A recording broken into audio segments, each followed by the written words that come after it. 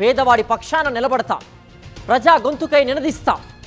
Voice of voiceless, తెలుగువారి మనస్సాక్షి, సాక్షి TV.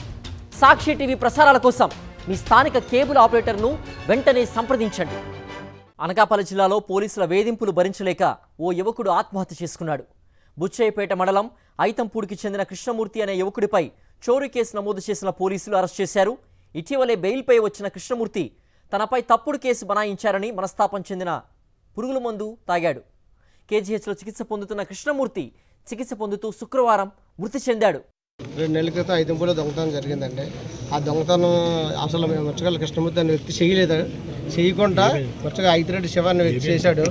అతను దారిలోనే ఒప్పించుకున్నాడు, నేనే దొంగతనం చేశాను. 24 గంటల తర్వాత ఆ ముచ్చగల కృష్ణమూర్తి కూడా ఉన్నాడని చెప్పించారండి. చెప్పించిన వ్యక్తి ముచ్చగల శివ సెంచలాడు కూడా. 2 కానిస్టేబుల్ గణేష్ అర్జున్ అన్న అతన్ని కాల్చేసి తాళ్ళుతో లాగి చాలా నరకయాతన చేసి నువ్వు దొంగతనం చేస్తావా చేయవని ఒప్పించేస్తే నేను ఒప్పుకొని నేను చేయలేదన్నా సరే తాళ్ళుతో మీద లాగేశారట అండి. శుభ్రం కొట్టేశారట. కొట్టేసి తొల్లయ్యి శుభ్రంగా కొవ్వొత్తులతో కాల్చారట. చికిత్స పొందుతున్న సమయంలోనే తన చావుకు 2 కానిస్టేబుళ్లతో పాటుగా మరో 2 వ్యక్తులు కారణమంటూ సూసైడ్ లెటర్ రాశాడు కృష్ణమూర్తి. విషయం తెలుసుకున్న కృష్ణమూర్తి కుటుంబ సభ్యులు బుచ్చయ్యపేట పోలీస్ స్టేషన్ ఎదుట ఆందోళనకు దిగారు. తమకు న్యాయం చేయాలంటూ ఆందోళన చేపట్టారు.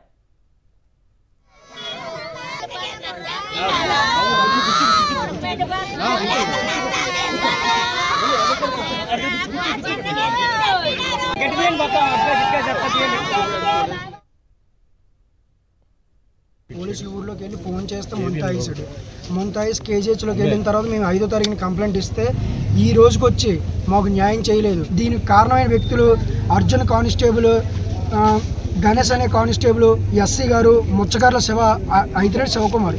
వీళ్ళు 5 కారణం వల్ల చనిపోవడం జరిగింది. ఆ రోజు ఉన్న ఎవిడెన్స్ ఉన్నదన్నారు, ఈరోజు ఎవిడెన్స్ లేదని చెప్తున్నారు. ఎవిడెన్స్ లేకుండా అరెస్ట్ చేశారు. ఈరోజు మాకు న్యాయం చేయాలంటే ప్రెస్ ద్వారా న్యాయం జరుగుతుందని మీకు నమ్ముతూ మీకు విన్నపిస్తున్నాం.